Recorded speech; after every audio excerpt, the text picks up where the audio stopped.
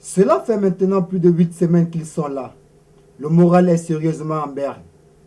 Ces grévistes sans papier de la région parisienne vivent dans ce gymnase en plein cœur de Paris. On bosse ici, on vit ici, on reste ici. Pour la plupart, ils viennent du Cameroun, du Sénégal et du Mali. Lui, c'est Badji. Il est arrivé en France il y a 9 ans avec un visa touristique.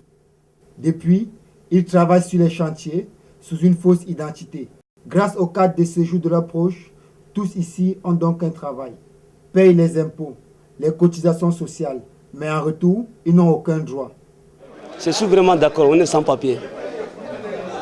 Mais les cotisations, ça on ne peut pas dire que c'est les cotisations de sans-papiers, il fallait le pas mettre dans la caisse. Hein. Ça, il manque ça. On ne sait même pas où il va partir les cotisations. Mais ça part comme les autres. C'est la même chose, c'est la même cotisation. En fait, mais on n'est pas tranquille du tout. Si par rapport aussi, vous êtes délinquante ou bandit de drogue, ça c'est l'autre chose. Mais les gens qui voulaient bosser vraiment, il n'a rien à voir avec la délinquance ni la drogue, il n'a rien à voir avec ça. Il faut le régulariser. Ces hommes, venus en Europe avec le rêve d'une vie meilleure, se retrouvent aujourd'hui dans la précarité, la misère et surtout la peur de se faire arrêter par la police et d'être expulsés. Dans les entreprises du bâtiment, de nettoyage et de sécurité, les mouvements de grève se multiplient.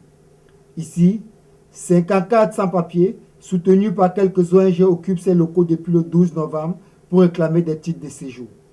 C'est dur quoi, pour eux et je trouve que c'est scandaleux et complètement hypocrite de la part du gouvernement parce que sans eux, il n'y a plus de logement qui se construit, il n'y a plus de nettoyage parce qu'ils font le nettoyage, il y a l'aide à les femmes, c'est l'aide à la personne, on leur confie leurs enfants et après on ne les déclare pas alors qu'ils paient les impôts ici et ils travaillent ici depuis de longues années.